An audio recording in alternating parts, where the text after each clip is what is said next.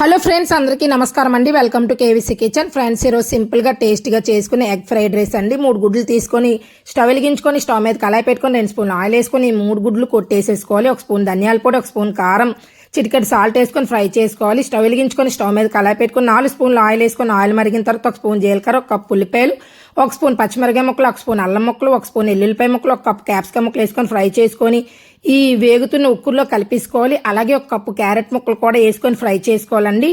ఉడికి చల్లారిన అన్నాన్ని వేసుకొని కొంచెం ఫ్రై చేసుకొని 1 స్పూన్ గరం మసాలా, 1 స్పూన్ ధనియాల పొడి, 1 స్పూన్ జీలకర్ర పొడి, 1 స్పూన్ కారం, 1 స్పూన్ సాల్ట్, చిటికెడు పసుపు వేసుకొని ఫ్రై చేసుకోవాలి. బాగా ఫ్రై అయిన తర్వాత 1 cup soya sauce, 1 cup vinegar వేసుకొని ఫ్రై చేసుకోవాలి. ఫైనల్గా కొత్తిమీర, స్ప్రింగ్ ఆనియన్స్ వేసుకొని దించేసుకోవడమే. రెడీ అయిపోయిందండి ఎగ్ ఫ్రైడ్ రైస్. చాలా టేస్ట్గా ఉంటుంది. మీరు ట్రై చేయండి. ఎలా వచ్చిందో కామెంట్ సెక్షన్లో చెప్పండి.